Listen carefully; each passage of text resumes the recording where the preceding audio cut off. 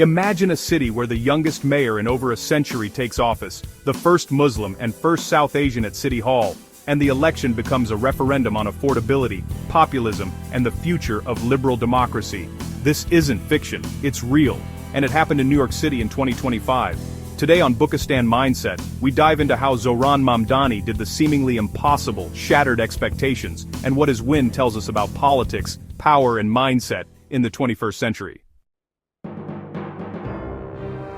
New York City is the largest city in the United States, a global metropolis. Its mayoral election isn't just local, it echoes nationally. Earlier in 2025, the incumbent mayor, Eric Adams, withdrew from running for a second term, clearing the field. The main contenders, Zohran Mamdani, Democrat, Democratic Socialist, Andrew Cuomo, former New York governor, running as an independent after losing the Democratic primary, Curtis Sliwa, the Republican candidate.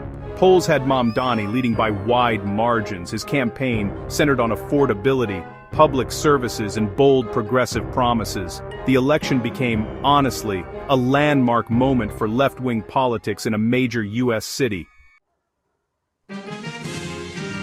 On November 4, 2025, general election day for New York City Mayor, Zohran Mamdani won the race. Key numbers. According to the Wikipedia summary, Mamdani received about 50.4% of the vote, roughly 1,036,051 votes.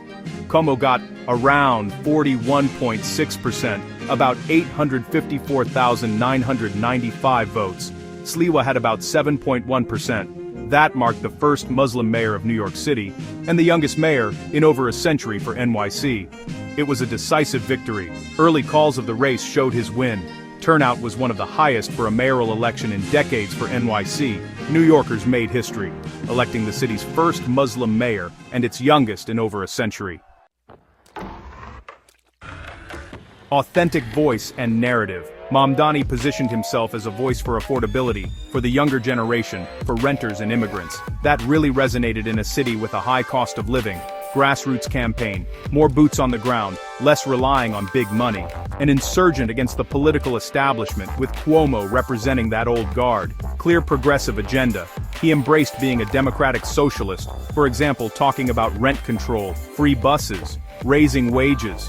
That defined his brand and gave clarity, momentum at the right time.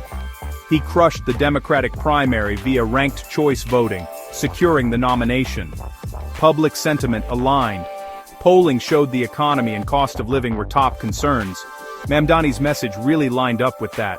He framed his campaign around affordability, tenants' rights, and immigrant empowerment, turning local issues into moral causes.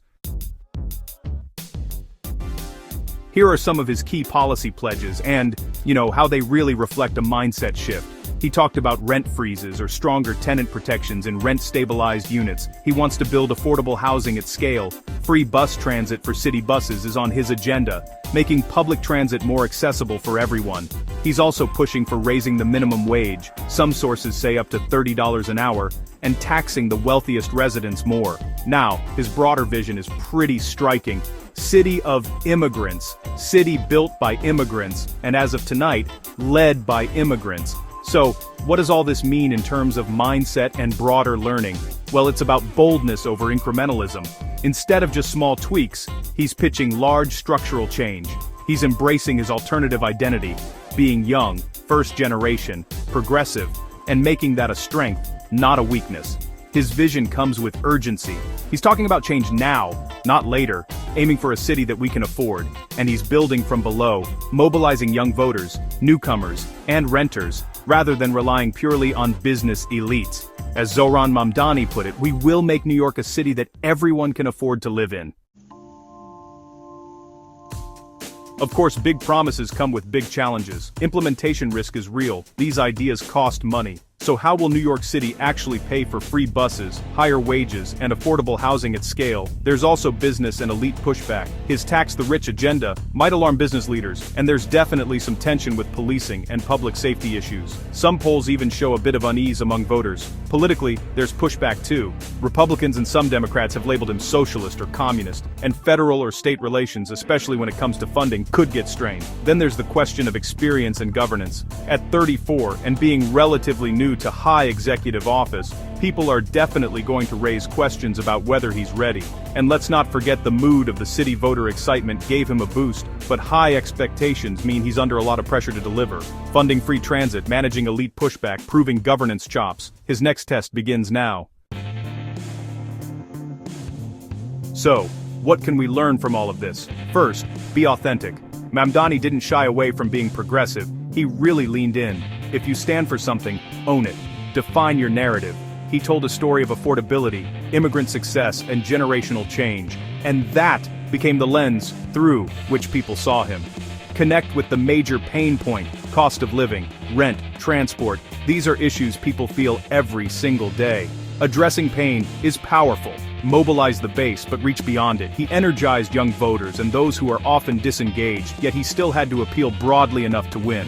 And be ready for execution. Vision without delivery loses credibility. The bigger the ambition, the more critical the plan.